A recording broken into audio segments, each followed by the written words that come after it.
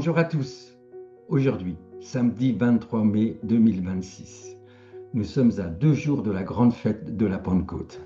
Nous continuons notre route vers Pentecôte 2026 en préparant nos vies et nos cœurs pour ce grand jour. Aujourd'hui, voyons l'importance d'être baptisé d'esprit et de feu.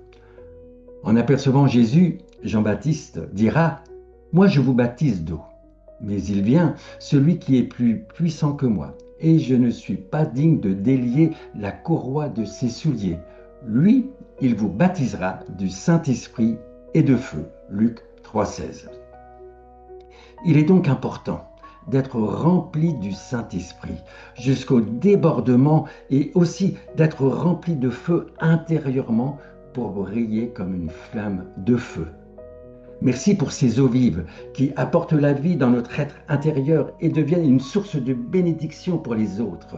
Mais ne nous arrêtons pas qu'à cela. En effet, Jésus est venu pour nous baptiser, non seulement du Saint-Esprit, mais aussi de feu. Il y a le baptême du Saint-Esprit, image de l'eau vive qui bouillonne dans notre cœur et jaillit de notre bouche, et le baptême de feu qui nous rend brûlants, enflammés, zélés pour les intérêts du royaume de Dieu. Premier point, nous sommes destinés à être une flamme de feu. En tant qu'enfants de Dieu, nous sommes, vous et moi, appelés à être remplis du Saint-Esprit et enflammés pour les intérêts du royaume de Dieu.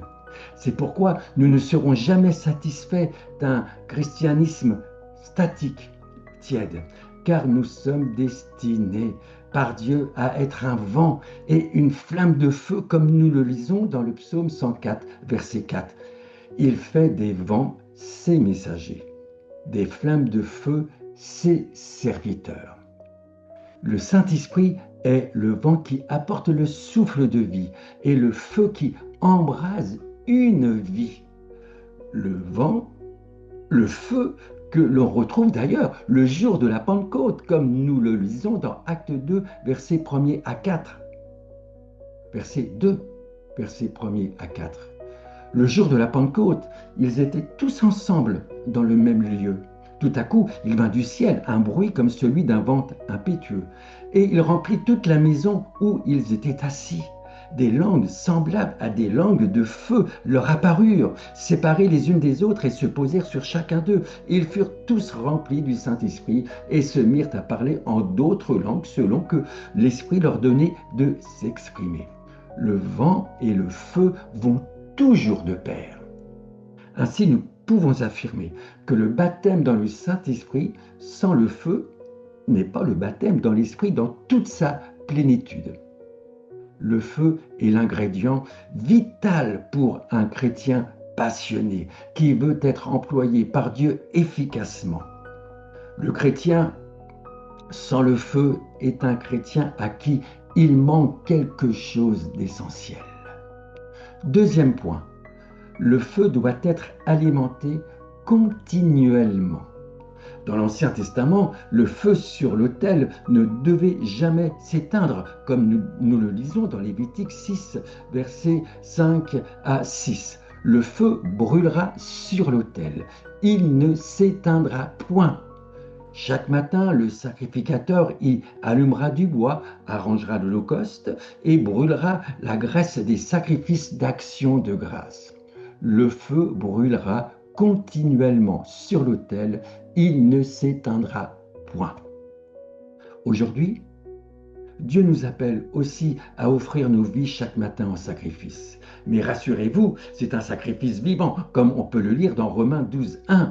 Je vous exhorte donc, frères, par les compassions de Dieu, à offrir vos corps comme un sacrifice vivant, saint, agréable à Dieu, ce qui sera de votre part un culte raisonnable.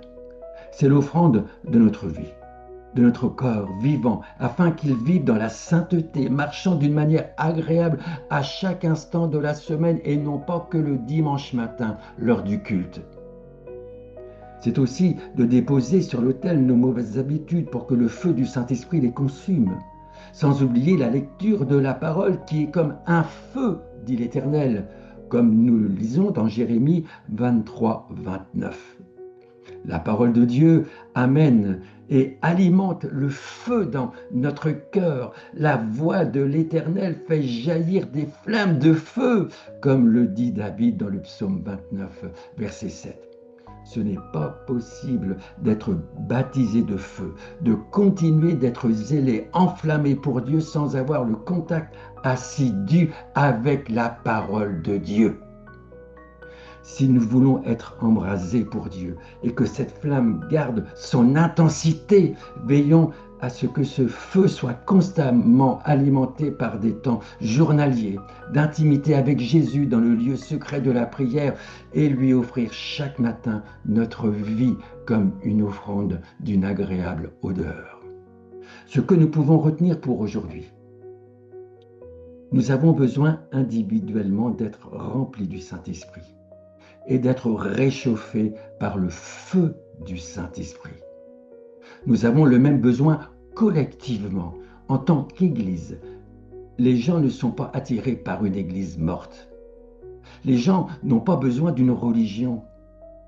Ils veulent connaître le Dieu vivant et vrai, qui répond par le feu. Et ce qui s'est passé le jour de la Pentecôte le montre bien. En effet, immédiatement après que les 120 aient été baptisés d'esprit et de feu, une multitude accourut au bruit qui eut lieu. Acte 2, 6. Ce qui a été vécu le jour de la Pentecôte peut aussi être vécu aujourd'hui au milieu de nous. C'est possible, mais cela dépend de chacun d'entre nous. Soyons remplis continuellement dans le Saint-Esprit et embrasés d'un feu dévorant en offrant chaque jour notre vie en sacrifice vivant, ce qui sera de notre part un culte raisonnable. Soyez bénis et à demain pour continuer notre marche vers Pentecôte 2026.